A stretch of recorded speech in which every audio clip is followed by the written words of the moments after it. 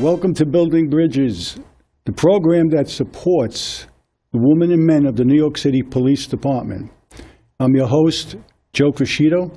I'm a retired sergeant from the NYPD.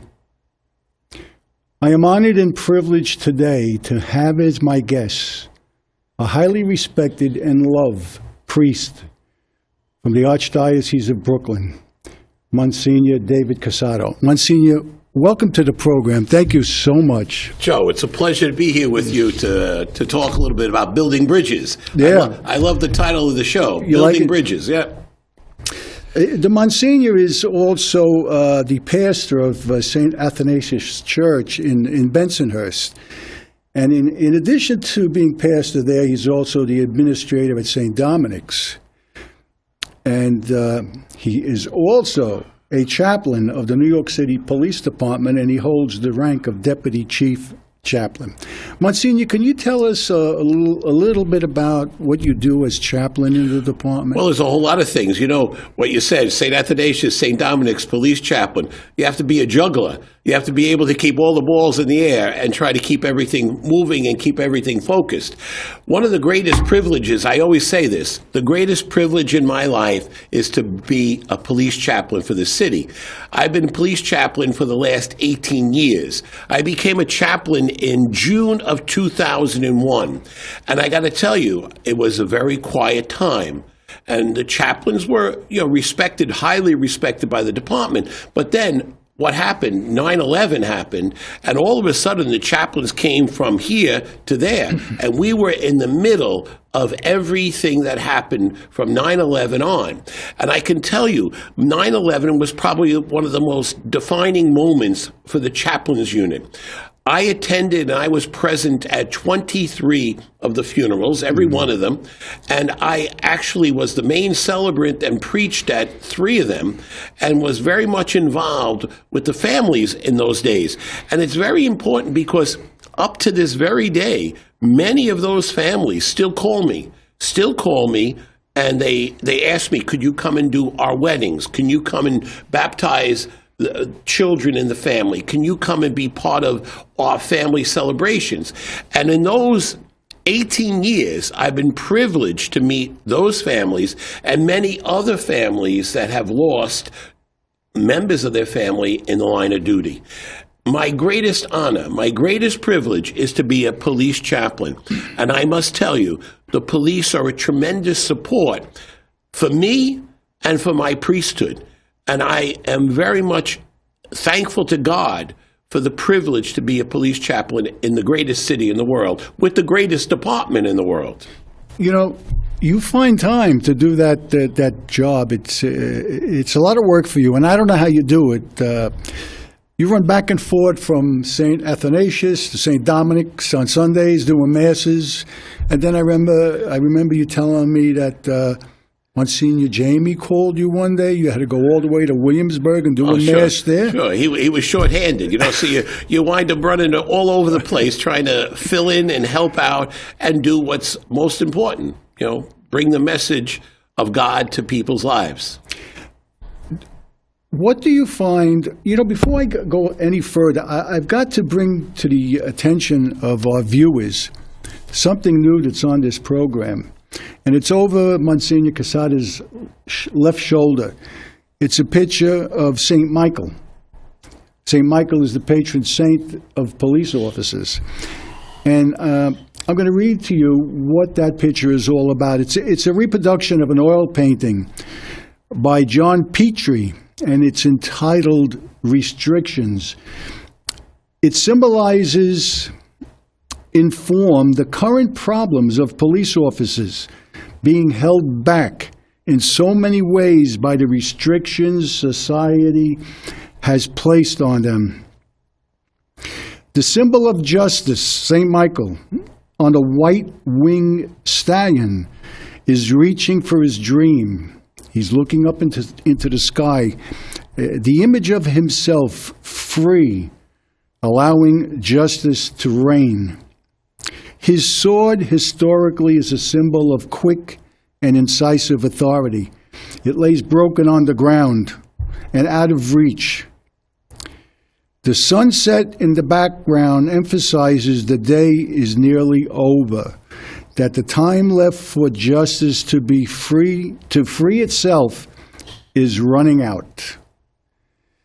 This painting is a reminder to mankind that justice can only be served if law officers are unrestricted.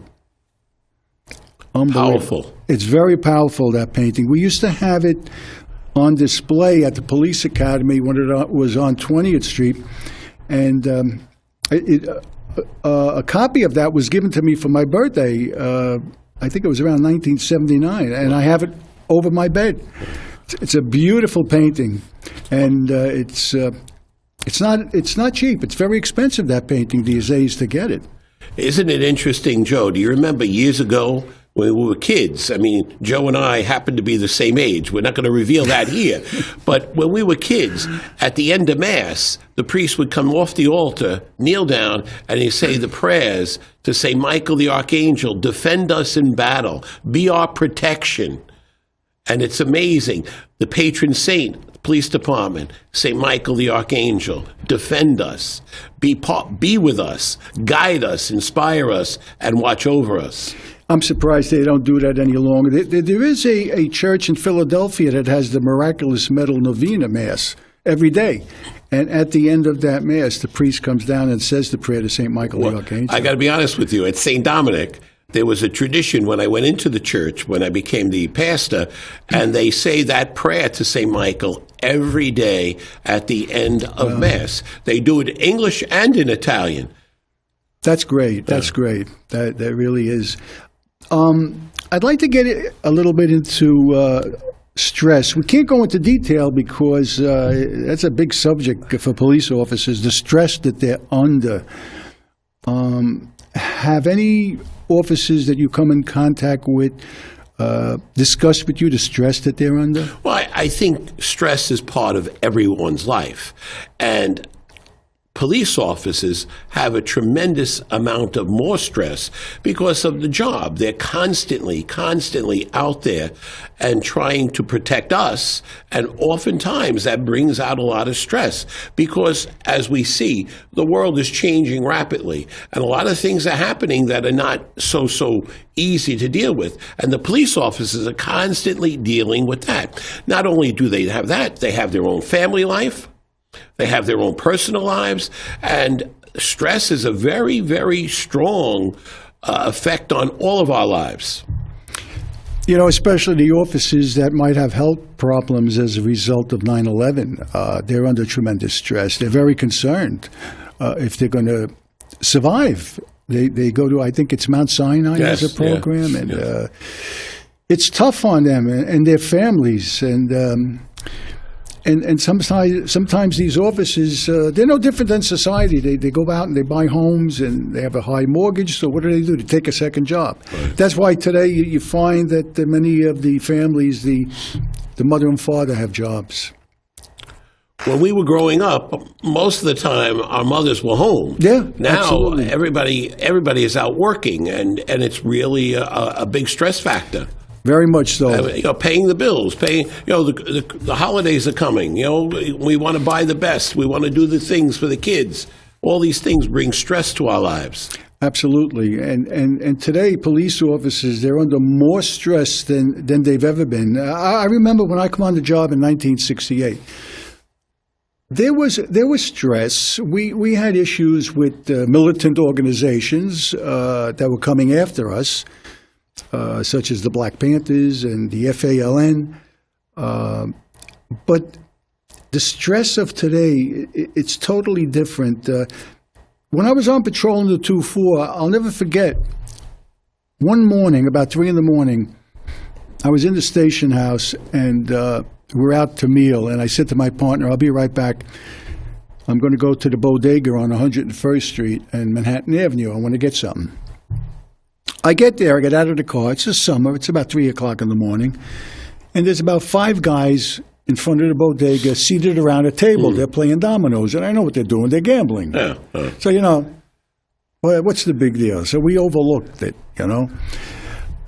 And when I come out of the bodega, I go to get in the radio car, and there's a car coming up the street the wrong way. So I have to stop the guy, you know. He gets out, and now he's giving me a hard time. You know those 5 guys that were playing dominoes? They got up from the table, and they surrounded the guy. This is the support that I had, and I wish police officers of today had that same support. And the guy is like, what's going on here? And I said to him, look, you want to deal with me or you want to deal with them, you know? Case closed. But, you know, I'm going to show you something. There was an article in Look magazine back in 1970. Yeah. The cops up against the wall. It's still the same today, but it's more aggressive. It's unbelievable, the people that group together and go after our offices. You know, I want to show you something here I found on the internet. I wanted to obtain the video to show it to the viewers. And it says, NYPD cops heckled and cursed by tenants of a Bronx apartment building. I saw that video. The language was vulgar. They took it off. They could not keep that video on any longer. It was really bad. And here's another case. I'm just going to cover the educational institution, but a college professor cursed out members of the NYPD for not beating a speaker that she disagreed with. Can you imagine that? She wanted to... Unbelievable, unbelievable. I'd like to go to a video that has to do with a police officer encountering a gunman on Staten Island in the Stapleton section. I want you to look at this video, and then we'll come back and we'll discuss it. Put him up! Put him up now! Put him up! Put your hands up! No! Put your hands in the air! All right! Drop it! Drop it! Drop the gun! Drop! Put your hands in the air! Put your hands in the air! In the air! Turn your back! Turn your goddamn back! Hard point.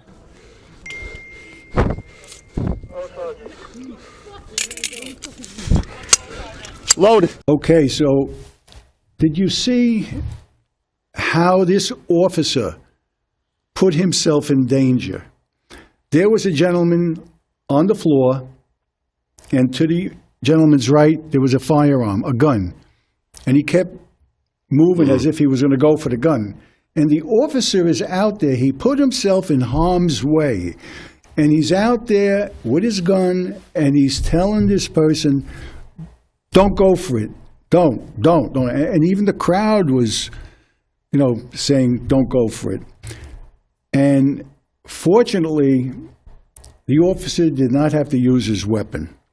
But that officer was very brave, putting himself out there in harm's way. And I'm sure he's going to be rewarded for those actions by the department.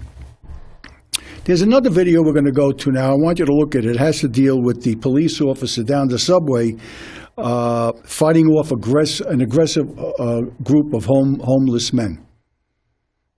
Do you see what could have happened to that officer?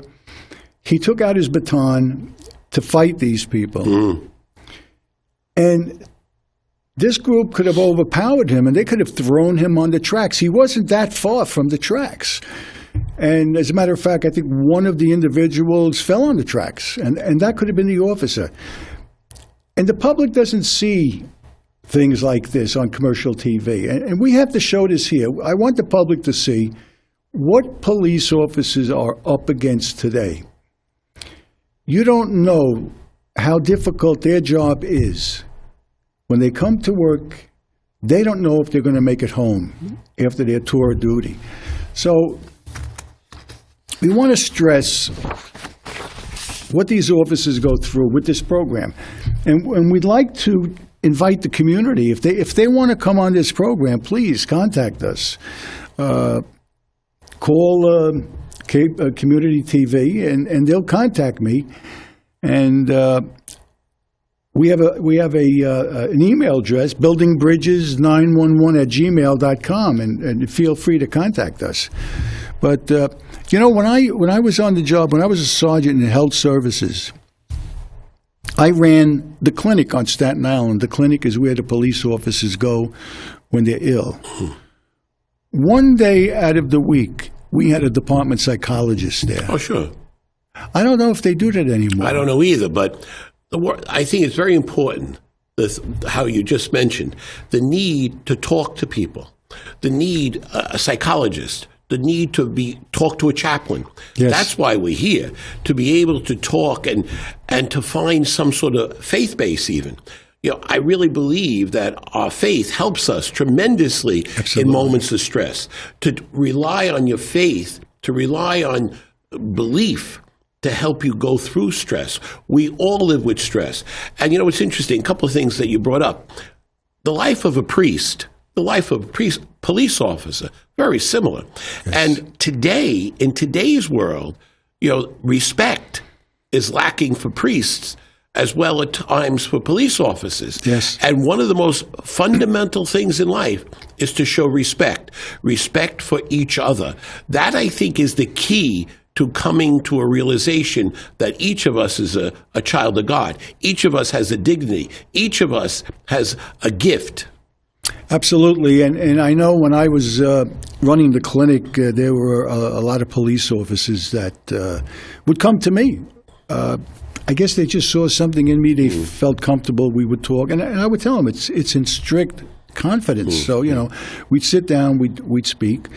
And sometimes it was just too much for me to handle, and I would refer them either to see a psychologist that came into the clinic on Thursday, and I would also refer them to the chaplain. Sure. But it's a very, very difficult job, and every day they go in with the idea of, well, I'm going to help somebody today. I'm going to be there for someone that needs me, and then they get abused. And it's got to stop. We have to stress with the public that you can't keep doing this to these officers, because from what I've been told, the number of applicants applying for the job in the NYPD has dropped. I don't know how true that is. Have you heard anything? I haven't really heard anything about that. I mean, but they do a whole lot of recruiting. I mean, they go out to different places. They actually call my parish. They want to come in and do some recruitment of young people in my parish. But that's good. But then you know what happens too? They come on the job. We spend all that money training them. And then when they get out there, they realize how much abuse that they have to put up with, and they take the exam for the fire department, and they leave the police department. Let's hope they don't do that now. No, they do it. They do. One of my students, very good student, he graduated from the academy and became a sergeant. He got called by the fire department. He left. Today, he is an assistant chief in the fire department. But yeah, we lose people because of the abuse that's going on. It's terrible. It really is. But Joe, there's a whole lot of people that go out there every day, every single day, to do their job and to do it to the best of their abilities. And, you got to be very proud of the NYPD. It's not called the New York's finest for anything. It really true. And truly is the finest. And the police officers that all of them that I have met, have really been fine examples of being a great police officer. Most police officers really work every single day to be the finest. Oh, they do. Absolutely. They put on that uniform. They go out there. They answer the calls. And sometimes that certain calls, the adrenaline starts. You don't know what you're going to find when you get there, especially when they have to respond to a call that shots fired or a man with a gun. And it's very difficult when they get out of the car. They got to make a decision in a split second. Look at that officer on the video we just saw. He was there, and he's got his gun out, and he could have legally fired his weapon. But he didn't. He put himself in harm's way. There could have been a fatality there, and it could have been the officer. So it's a tough job, and I don't know what more we can do. Every time there's a problem, the department comes up with a program to try and bring the police and community together, but sometimes I don't know if it's working. That's why I want this program, and that's why I named it Building Bridges, because I do want to see people come into the studio and have a dialogue with police officers at this table. Sure. The first Deputy Commissioner, Ben Tucker, he was on our first show, and he and I worked together as instructors at the academy. And after the show, I asked him, I said, can I have cops come on this show and have a dialogue with the people in the community? He says, yeah, sure, absolutely. But nobody has come forward. And I sometimes wonder if the department doesn't want it to happen. They want to do it their way, and they may not want to see it my way. So I don't know. Well, you got to keep on reaching out to people and the community and people and talking about the relationship. I think that's such an appropriate title. We live with a city of bridges, where everywhere you go in New York, there's bridges. I mean, even to come here to Staten Island, I had to leave Brooklyn to come to Staten Island on a bridge.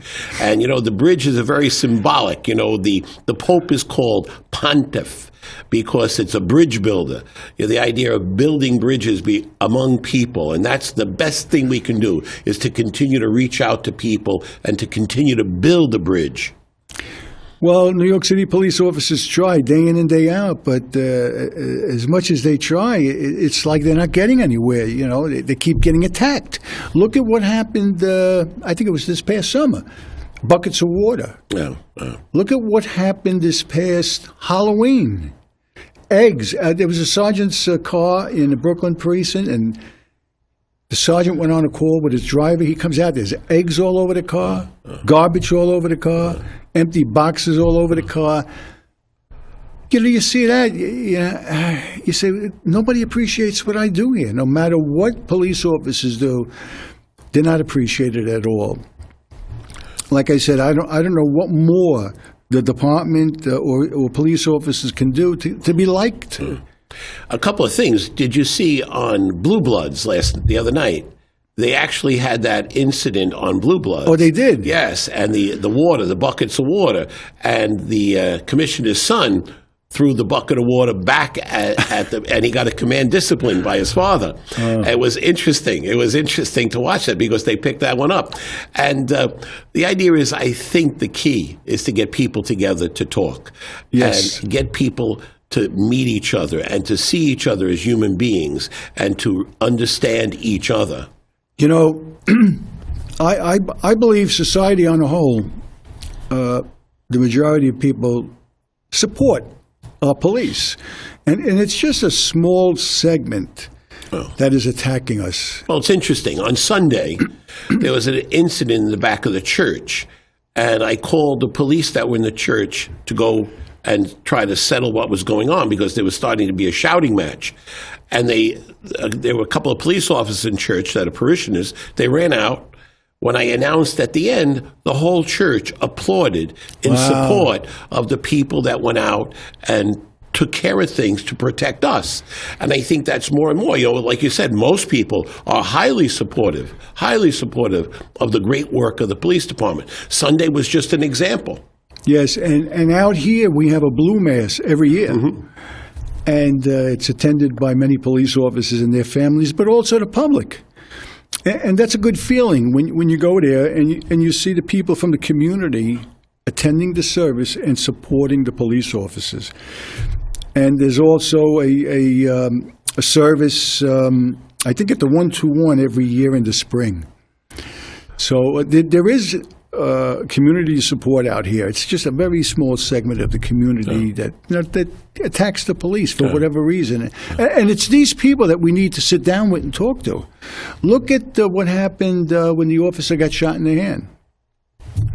It's a shame. It really is. So we got to get that small segment together. We got to meet with them and just discuss. Well, I'd be happy to. Okay. All right. Great. Well, that being said, we're coming to a close of the program, and I hope you continue to watch Building Bridges. It's a great show, and we want to bring all of you out there, the people, close with the police officers. So don't hesitate to send me an email, and maybe we could have a dialogue someday.